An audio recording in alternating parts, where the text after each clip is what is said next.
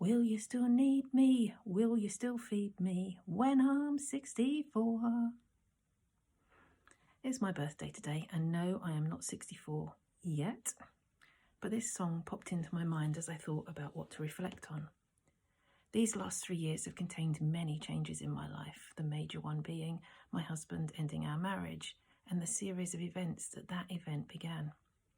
Finding myself single after 30 years of marriage opened every human insecurity within me. It knocked my self-worth to below ground level. In an instant, I had to reassess who I was, because I was no longer part of this thing that I had always assumed my family would look like. It was a tough and interesting time, yet at every twist and turn, God was there for me. Even when I was having a bad day and I couldn't see him in it, God was great. But hey, he's always great. Even in the midst of my sadness, in my darkest days, he worked wonders around me. I had to leave my family home of 20 years. And guess what? He found me the perfect new home, with people around me he knew would be my friends and support system. And he found me the perfect new job in a wonderful, accepting and loving community. He held my family together as we travelled this sadness together, each one of us growing stronger through it. See, the truth is, when your self-worth is based around someone else's opinion, you will always be vulnerable. And my self-worth was wrapped up in being his wife.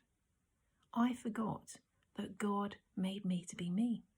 There is only one of me, thank goodness. I am unique, and I am a wonderful person, and I am the person that God made me to be. That is the only opinion that should affect my life. That is of God's opinion, and he has a very high opinion of me, as he does of each one of you. I had lost me in being a wife. I was someone's better half, so my husband said, but that turned out to be a bit of a fib, didn't it? Overcoming rejection begins with understanding and accepting just how much God loves us. God's love for us is unconditional. That's not a word you hear very often. Unconditional. He doesn't love us based on anything we do or say. He loved us first, before we were born, and he will never stop. God's love for us is sacrificial, so much so that he sent his son to die on our behalf. God's love is not focused on what he can get from us, but what he can give to us. And God's love is never ending. No matter what happens, nothing can separate us from God's love. At no point will he walk out on his relationship with you. So today, on my birthday, I am celebrating God's love for me. I can't think of anything better to celebrate. He is my rock.